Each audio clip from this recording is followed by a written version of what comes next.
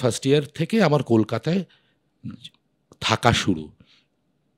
তার আগেরটা পুরোটাই গ্রাম বা মফস্বল। যে চালাচ্ছে তার পাশে বসে আমি চালাবো, তো সে আমাকে কোলে নিয়ে বসে গরুর গাড়ি চালাচ্ছে। আসলে অভিনয় তো, অভিনয় পরে যখন বোঝার চেষ্টা করেছি, এই সবটা নিয়ে একটা কিরকম অদ্ভুত বোধ, অনুভব, একটা অন্যরকম পাল্টে যাওয়া। তা সবাই আমরা না জেনেও না জেনেও ওই কমিউনিস্ট পার্টির সঙ্গে আছি, কিন্তু ৩ দিনের মজা মানে ৩৬৫ দিনের পরিশ্রম পরে বুঝেছিলাম। মানুষ সোজা কথা বলতে যে ভুলে যায় অনেক সময়, বা সেইটার দাম দেয় না, এইটা এইটা খুব না অভিনয়ে খুব কাজে লাগে। মানে ছোটবেলায় আমার সবচাইতে আনন্দের সময় কাটতো আমার মামাবাড়িতে। অনেকেরই মামাবাড়িতেই আনন্দের সময় কাটে। অ্যা এই কিন্তু মামাবাড়ির কথা বলতে বিশেষ করে একটা কথা বলছি, শুধু মামা বা দাদু, দিদিমা, মাসি এদের কথা নয় আরকি। তারা তো আছেই, আমার সমবয়সী মামাও ছিল, কাছাকাছি বয়সের। তারা বন্ধুই, কিন্তু আসল কথা মামাবাড়ি ছিল হচ্ছে গ্রামে। তো আ বছরের মধ্যে প্রায় ৩-৪ মাস আমি ঐরকম গ্রামে থাকতাম। গ্রামে মানে বনগাঁর কাছাকাছি। তখন সেটা সত্যিই আরো অনেক বেশি গ্রাম্য ছিল আরকি। গ্রামীণ ছিল। এখন হয়তো সেটা একটু আধটু পাল্টেছে। ঠাকুরনগর বলে একটি জায়গায়। হুম। তার বিনয় মজুমদার থাকতেন। হ্যাঁ, চারপাশের ক্ষেত, খামার, পুকুর, আম গাছ, নারকেল গাছ, খেজুর গাছের রস থেকে শুরু করে মই দেওয়া। যে দাদু যাচ্ছে মাঠে চাষ করতে, দাদুর সঙ্গে আরও অনেকে যাচ্ছে যাদেরকে মামা বলতাম। তারা ওই জোন খাটা বলে, হুম। তারা যেত। তো সেই মাঠে গিয়ে কি করে লাঙলে চাষ হচ্ছে, কি করে ওই হচ্ছে সেইগুলো সঙ্গে একদম খালি পায়ে থাকা, ওইখানে পা কেটে যাওয়া, তার সঙ্গে আবার সেগুলো ঠিক করা। তারপরে দুপুরবেলা পুকুরে গিয়ে ঝাঁপানো। তো এইগুলো হচ্ছে একেবারে মানে আবার আর উঠোন মানে মাটির উঠোন। মানে একদম সেখানে দোয়েল ফড়িংয়ের জীবন। হ্যাঁ, একেবারে ইয়ে কি বলে ওই গোবর দিয়ে লেপা হয় মাটি, বা উঠোন বিশাল বড় উঠোন, সেই রেগুলার দেখছি প্রত্যেকদিন। আর সেই গোবরের ওপরে পা দেওয়া তখন বারণ, যতক্ষণ না শুকোচ্ছে। দিলে পায়ের ছাপ পড়ে যায়, তারপরে পড়ে যাওয়া, সেখান থেকে পেছল, গোয়াল ঘরে গরু, তারপরে গরুর গাড়িতে চড়া, বা গরুর গাড়ি কি করে চালায় ওই ছোট বয়সে, সেইটা যে চালাচ্ছে তার পাশে বসে আমি চালাবো, তো সে আমাকে কোলে নিয়ে বসে গরুর গাড়ি চালাচ্ছে। খেতে মই দেওয়ার সময় মইয়ের ওপরে দাঁড়িয়ে কি করে মইটা, তার সে মইটা যাচ্ছে লাঙল দেওয়ার পরে।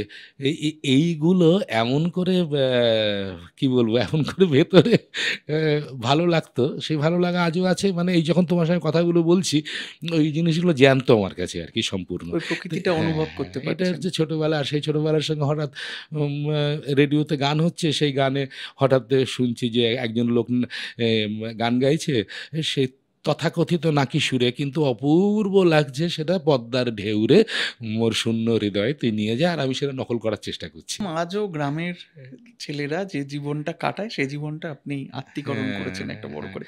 তারপর সেই ছেলেটা বেড়াতে গেল শান্তিনিকেতন, শুনলো শম্ভু মিত্র কবিতা আবৃত্তি করছেন, হ্যাঁ, মাইকে ভেসে আসছে রবীন্দ্রনাথের কবিতা। কি কবিতার নামও জানি না, কিন্তু অদ্ভুত এই একটা লাইন, কেন এ কে জানে, এইটা এমনভাবে বলছে একজন, এটা বলে বোঝানো যায় না। সব তো আসলে অভিনয় তো, অভিনয় পরে যখন বোঝার চেষ্টা করেছি, এই সবটা নিয়ে একটা কিরকম অদ্ভুত বোধ, অনুভব, একটা অন্যরকম পাল্টে যাওয়া, মানে শুনে আরকি। ভালো অভিনয়, ভালো অভিনয় শুধু বলব না, মানে ভালো গান বা ভালো যেকোনো পারফরম্যান্স যখন হয়, যে শ্রোতা শোনে তাকে না পাল্টে দেয়। এটা পাল্টে দেয়, কিভাবে পাল্টে দেয় সে তো বোঝা যায় না। মানে তার ভেতর তার মানে অর্গানিকভাবে পাল্টে দেয় হয়তো এরকম। না পাল্টে দিলে ওই একটা লাইন কি করে দিনের পর দিন, বছরের পর বছর অজান্তে তাড়া করে বেড়ায়। তারপরে ক্লাস 5 এ শোনা সেই কবিতাটা ক্লাস 10 এ যখন সবে কবিতা দেখতে শুরু করছি আরকি, আর ভাল লাগছে, আবৃত্তি করলে বোধহয় খুব ভালো লাগে। তখন উম তখন হঠাৎ করে সেই কবিতার, "আরে এই কবিতাটা সেইটা! এইবারে এ- এ- এ- ওই আর কি মানে আহ, ওই রকম করে ঘটে আর কি, মানে মানুষের জীবনেই ঘটে। এবারে আপনি বাণীচক্রে গেলেন কোন সময়? বাণীচক্রে গেলাম যখন আমি ঠিক করে রেখেছিলাম যে আম, আমি আমি থিয়েটার করব, যখন ঠিক করলাম আর কি। মানে এটা কি স্নাতকের পর পর না আগে? নাটকের মানে নান্দিকারে ঢোকার আগে। নান্দিকারে ঢোকার হ্যাঁ, আগে, কিন্তু আচ্ছা। থিয়েটার একটু আধটু করছি আর কি, ওই স্ট্রিট থিয়েটার যেটাকে হুম। বলে, বা রাজনৈতিক থিয়েটার, পথে ঘাটে ঘুরে ঘুরে ভোটের আগে ভোটের পরে ওই তখন তখন তো এসএফআই এর জমানা পুরো একদম আচ্ছা, তো সবাই আমরা না জেনেও না জেনেও ওই কমিউনিস্ট পার্টির সঙ্গে আছি, কিন্তু আমি কোনোদিন ডিরেক্টলি কমিউনিস্ট পার্টি কিছু করিও নি, কিন্তু আমার দাদারা করতেন, মানে দাদা মানে পাড়ার দাদারা, আমার ডিরেক্টর দাদারা, তারা নাটক যারা করতেন, বা আমার বন্ধুর দাদারা, তারা তো তারা ওই তো তখন ওই ওই ওই সেইটা করে টোরে তারপরে যখন আমি ভাটপাড়া থেকে যখন কলকাতায় এলাম আমরা, মানে আমার বাবার চাকরির সূত্রে খুব কলকাতায় যাওয়ার ইচ্ছে আমার। প্রায় আমি আসলে খুব জোরজার করেছি আসলে, তখন সবে কলেজে ওই হুগ 11-12 হুগলি মহসিন কলেজে পড়ার পরে ফার্স্ট ইয়ারে ভাগ্যক্রমে চান্স পেয়ে গেলাম বিবেকানন্দ সেন্টিনারি কলেজে, রামকৃষ্ণ মিশন খড়দায়। হুম। তো সেটা খড়দাটা কাকিনাড়া স্টেশন থেকে যত দূরে, কলকাতা থেকেও প্রায় তত দূরে। তাই আমি বললাম যে তাহলে কলকাতা থেকে আসার অনেক সুবিধা হবে, এই সব করে টোরে খুব ইচ্ছে। সেটা কলকাতায় যেমন মফস্বলের ছেলে, গ্রামের ছেলে কলকাতায় গেলে বোধহয় কী বলবো, মানে সেখানে সব রাজার জীবন মনে হয়। তো বাবার হয়তো একটু সামর্থ্য বলবো না, মানে যে রেলওয়েতে চাকরি করতেন তো সাউথ ইস্টার্ন রেলওয়েতে, তার ওই কি বলবো সেই রেলওয়ে বাংলো বা বাড়ি এগুলো তারা তখন পাওয়াটা তার, পেতেন। হ্যাঁ পাওয়াটা তার পক্ষে আইনগতভাবে সুবিধে ছিল। তো সেই জন্য গোল পার্কের একটা ওরকম খুব তথাকথিত বেশ বড়লোকি জায়গাতে আমরা একটা রকম ফ্ল্যাট পেয়েছিলাম, বেশ বড় ফ্ল্যাট। তো সেইখানে ফার্স্ট ইয়ার মানে কলেজ থেকে শুরু, কলেজের মানে তার মানে ফার্স্ট ইয়ার থেকে আমার কলকাতায় থাকা শুরু। তার আগেরটা পুরোটাই গ্রাম বা মফস্বল।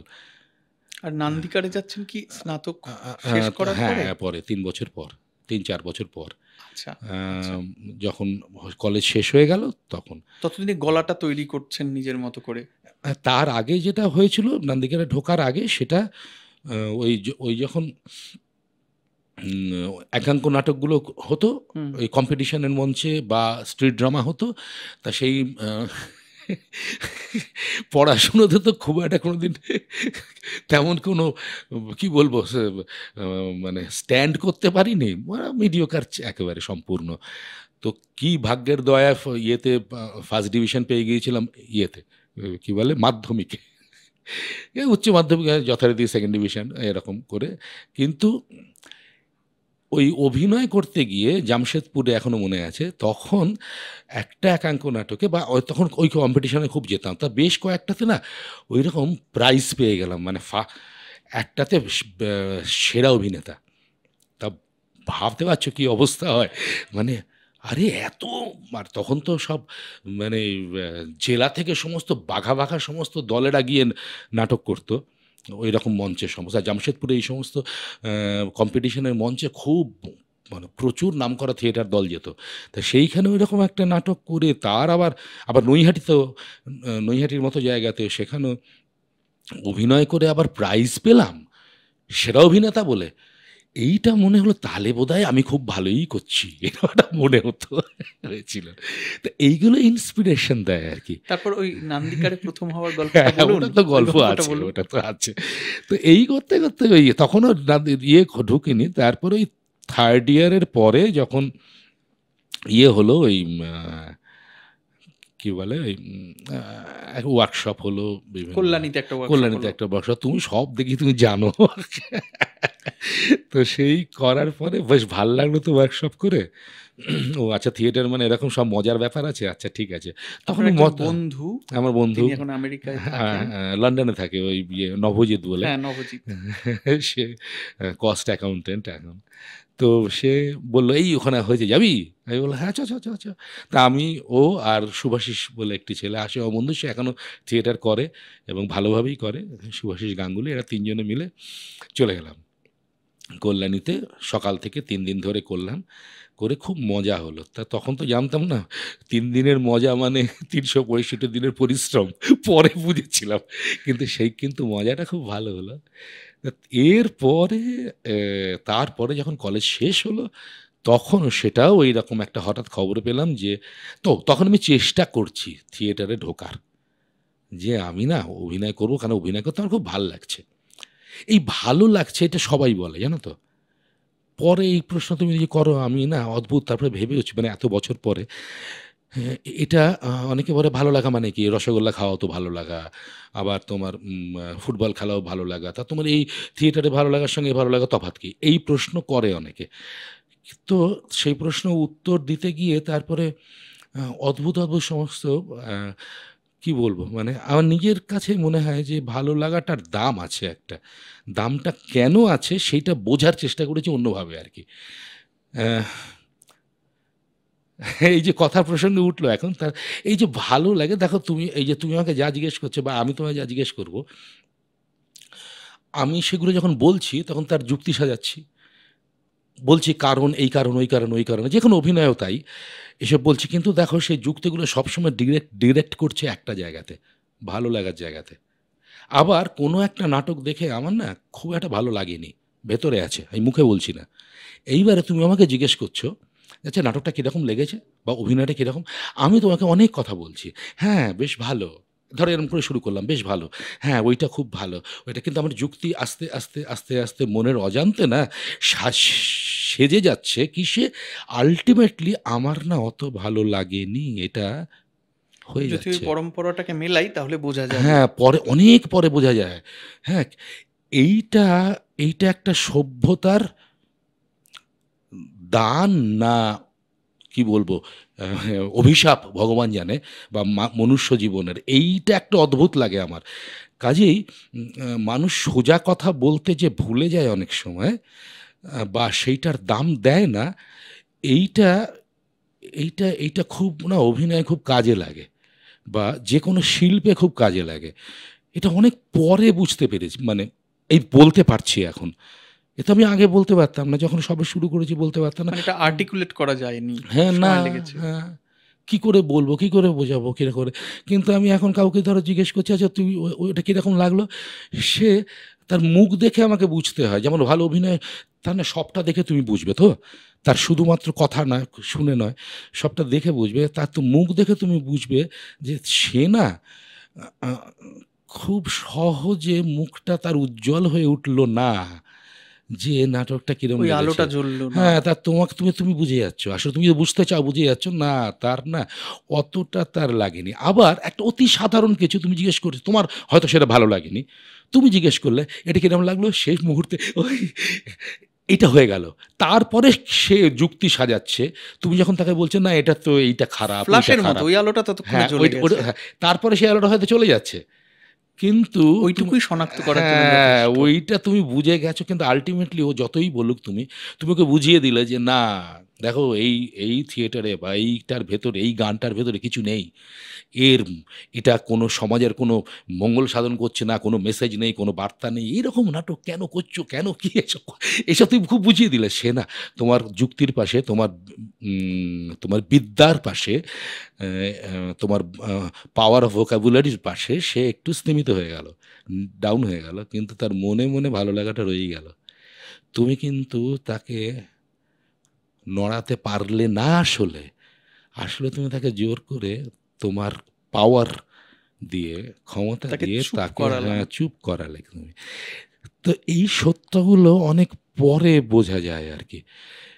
আর দেখো অদ্ভুত, আমি কিন্তু বোঝারও চেষ্টা করলাম না, বা তুমি বোঝারও চেষ্টা করলে না। আচ্ছা, ওর যে ওই আমার যেটা অতি সাধারণ লেগেছে একটা কাজ, সেটা তাকে এত ভালো লাগলো, এত তাকে টানলো, আমি তাহলে কিছু দেখতে পাচ্ছি না, মিস করছি।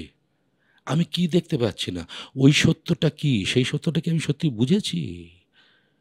নাকি আমি আমার আমার ধারণা, আমার বিদ্যা বা আমার মতবাদ বা আমার ধার করা মতবাদ দিয়ে বা আমার রাজনৈতিক ভাব এই সমস্ত দিয়ে আমি ওটাকে খারাপ ভাবছি, আ পুরোটাই খারাপ ভাবছি, সেটা আমাকে কোথাও অন্ধ করেছে।